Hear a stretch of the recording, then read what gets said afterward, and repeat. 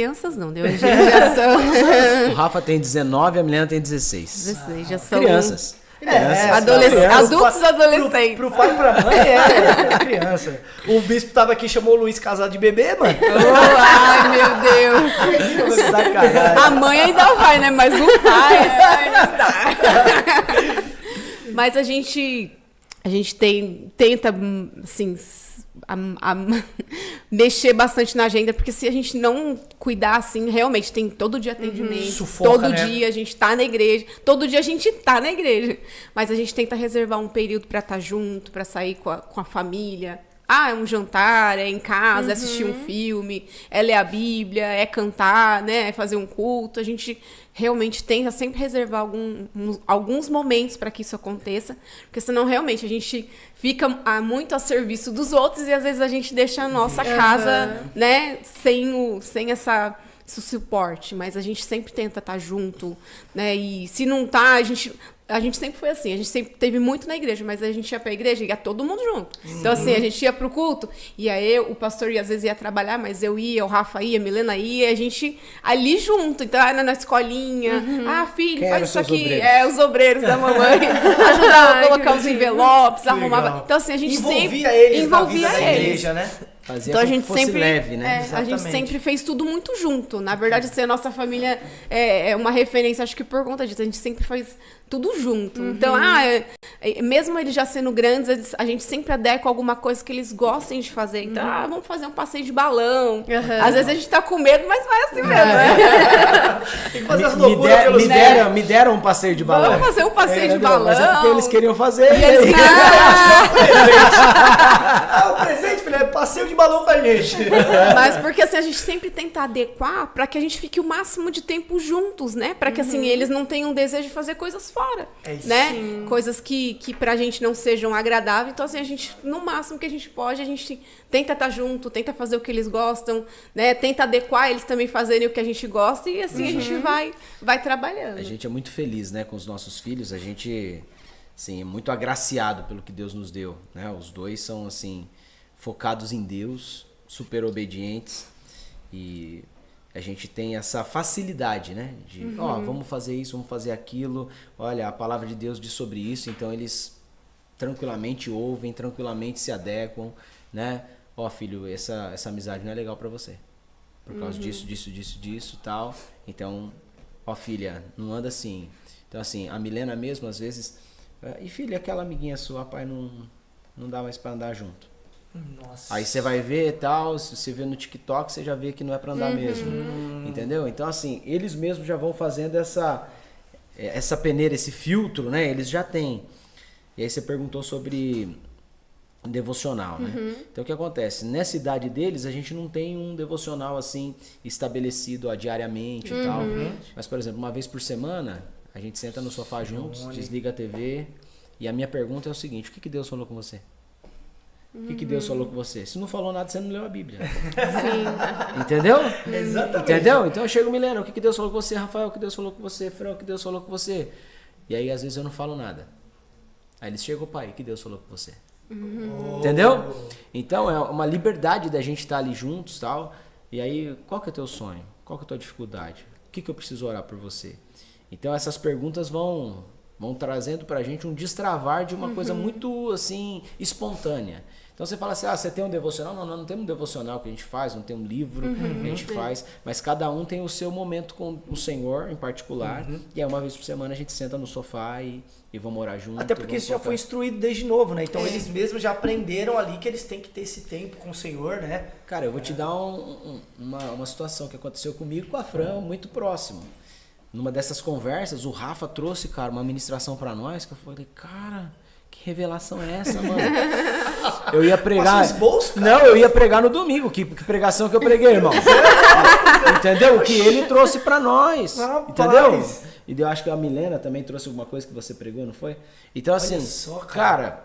Então, assim, é isso. Que louco. Que é isso? Quem sou eu para falar que Deus não pode falar com meu filho, não pode falar com a criança e trazer essa revelação? Cara, eu tô aqui com vocês, a gente tá conversando, de repente Deus tá falando comigo algum assunto, eu já tô aqui, né, cara? Antenona ligada, o satélite tá aqui buscando aqui, ó. Né? E lá em casa a gente costuma, assim, muito compartilhar as coisas, né? A gente nunca foi de esconder deles alguma dificuldade, alguma coisa que a gente precisava resolver, alguma coisa que a gente almejava, sonhava. Então, assim, a gente sempre foi muito de explanar as coisas, né? Então a gente fala, a gente quer mudar de casa, o que vocês acham? Vocês querem também?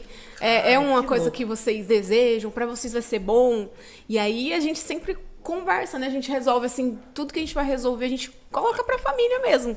Para que eles também vejam o que tá acontecendo, sintam o que tá acontecendo, pra gente poder orar, né, a respeito disso e a gente compartilha muito disso. Então, é muito legal. O ano passado a Milena quis fazer a festa de 15 anos. Então todo mundo trabalhou pela festa dela. A família inteira trabalhando pela festa dela. Aí acabou a festa dela, o Rafa queria entrar na universidade.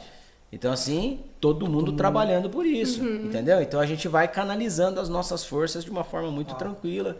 Vamos precisar tomar uma decisão. Por exemplo, quando foi para eu sair do emprego. Então, assim, Deus falou comigo, aí eu pedi para ele confirmar através da Fran. Quando ele confirmou com a Fran, eu falei, agora nós vamos falar com eles. Porque não adianta só nós dois. E aí quando falamos com eles, então assim, todas as decisões, desde a mais simples até a mais séria, eles são parte. Entendeu? Lógico que não tem maturidade para decidir, mas vão estar sabendo, a gente vai orientar e vai conduzir. Vão ser participativos, mas eles precisam sim, porque eles são um homem e uma mulher de Deus. Entendeu? Por que Deus não vai falar com eles? Vai falar só comigo. Sim. Então Deus vai falar com eles e eles vão ser confirmação para mim. Então, por exemplo, para eu sair da empresa, pedi uma confirmação pela Fran, pedi uma confirmação por eles, chamei meus pais, chamei os pais da Fran. Aí então eu fui falar pro bispo o que Deus tinha falado comigo. Entendeu? Não? A família, ela toda alinhada para depois a gente, entendeu? Tomar uma decisão. Depois que eu falei com o bispo, aí eu fui lá na empresa e conversei a questão da minha saída, né? Para fazer um plano para eu sair, até por causa das minhas responsabilidades lá. Então, se a família não está envolvida nisso, então não adianta você fazer um devocional com a criança e depois, na hora que você tiver que decidir uma coisa séria, você não chama eles. Sim. Nossa, isso é forte. Não adianta você chegar e mostrar pro teu filho, olha, é assim que tem que acontecer. E na hora que você tomar uma decisão, na hora de você fazer verdadeiramente o que você falou ali, você não faz. Então cai naquilo que a gente estava conversando antes da gente entrar aqui, na integridade. Sim. Né? Integridade é eu fazer conforme eu falo. Uau. Se eu não fizer, eu não sou íntegro. É o que Salomão disse, né? Ensina o menino No no caminho. e não o caminho, né? É isso aí. Às vezes as pessoas ensinam o caminho, mas não ensinam no caminho, não traz o filho pra vida, né? Eu vi uma pedagoga falando isso, cara. Da importância de você envolver os filhos nas decisões familiares.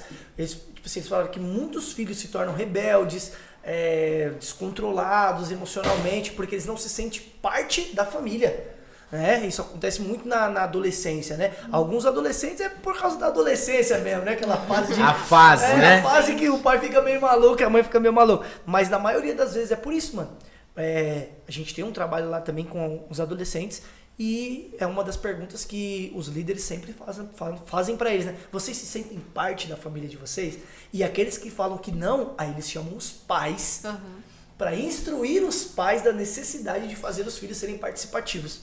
Hoje a gente tem um encontro que a gente tem na igreja chamado Pais e Filhos. Boa, já ouvi falar muito Entendeu? bem. Então o que acontece? Isso surgiu porque sentamos eu e o Hugo. E o Hugo falou, pastor, tô com alguns problemas assim com os pais, tal, não sei o quê. Os filhos vêm e relatam isso. Eu falei, eu também tenho problemas com os filhos assim, assim, assado. Então o que nós vamos fazer? Vamos pegar um tema e aí a gente vai falar. O Hugo fala como o adolescente se sente. A gente pega um pai para falar como o pai se sente sobre aquele tema, pega um psicólogo para falar sobre o que a psicologia diz sobre aquele tema, e aí a gente traz uma palavra pastoral sobre o assunto. Meu Deus. Aí o que acontece? O adolescente hoje, ele ouve muito mais, né, na maioria das vezes, ele ouve muito mais um psicólogo do que o pai. Sim, verdade. Só que quando ele vê o Hugo falando do jeito que ele enxerga, o pai também percebe que muitas vezes ele não ouve o filho está querendo passar uma mensagem.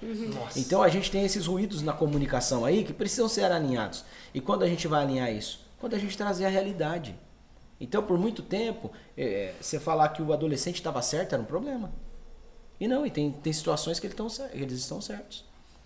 Então, eu lembro que a gente fala que esses adolescentes, essa geração Nutella, não sei o que e tal, os caras não tomam decisão. Aí eu cheguei pro meu pai e falei, pai, quando eu fui casar, você achava que eu estava pronto para casar? Casei com 20. Ele falou, lógico que não. Eu olhava para você era um menino, cara. Entendeu? Orava a Deus para dar tudo certo. Mas... E aí hoje a gente acha que não, a gente tava preparado, tava preparadão para casar, já era o cara, tal, não sei o que nada, cara. É o que eu falo, eu tenho humildade para reconhecer que nós não estávamos. Então, mas tem muita gente que não. Sim. E aí você vai olhar pro teu filho aí com 15, 16, 18 anos e vai falar assim, não, ele não é como eu era. Lógico que ele não é como você era. O que você passou te fez quem você é. Uau. O que você passou, mano, entendeu? Isso é muito profundo. O que você passou te trouxe até aqui. O que você passou te fez quem você é hoje.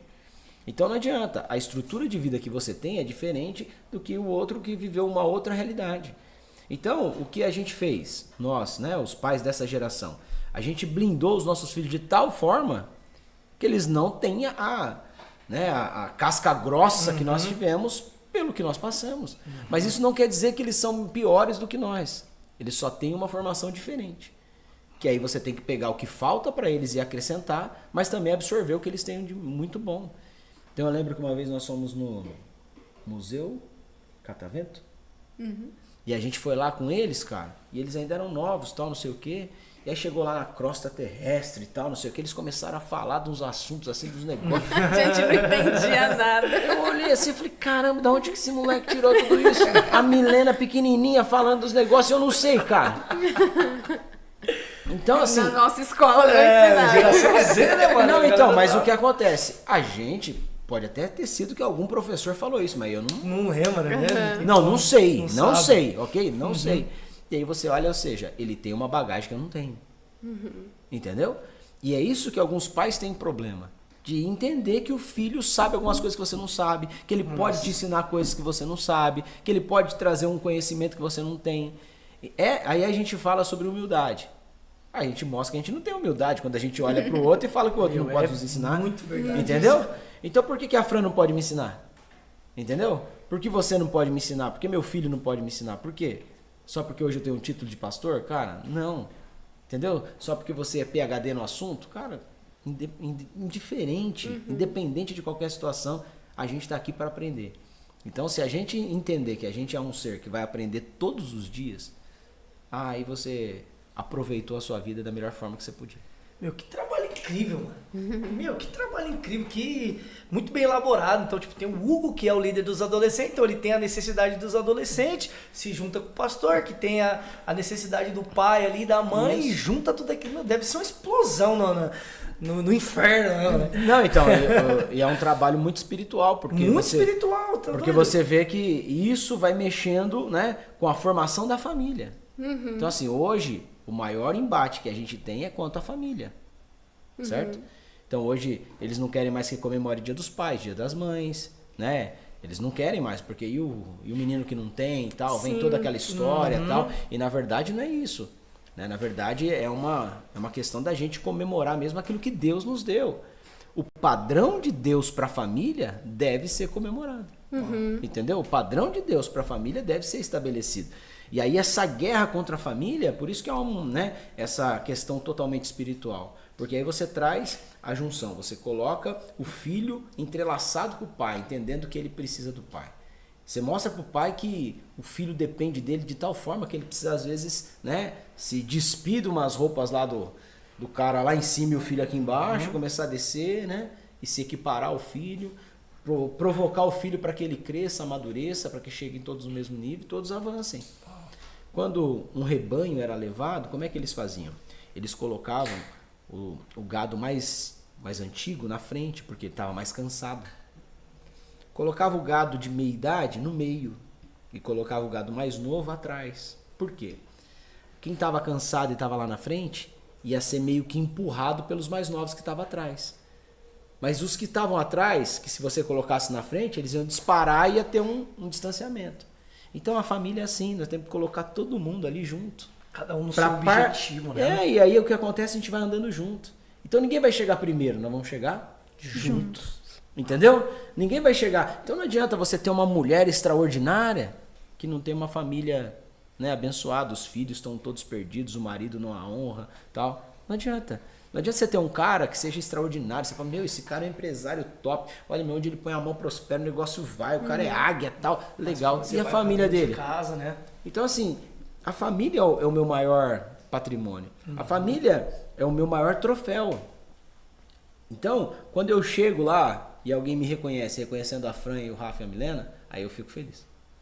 Que legal. Mano. Entendeu? É a família, né? É a família. Então, assim, eu quero chegar junto. Então, quando eu chegar, com quem que eu vou dividir a minha conquista? A minha conquista eu quero dividir com ela, quero dividir com os meus filhos, quero dividir com quem faz parte. Incrível. Incrível. Lindo demais. Lindo demais.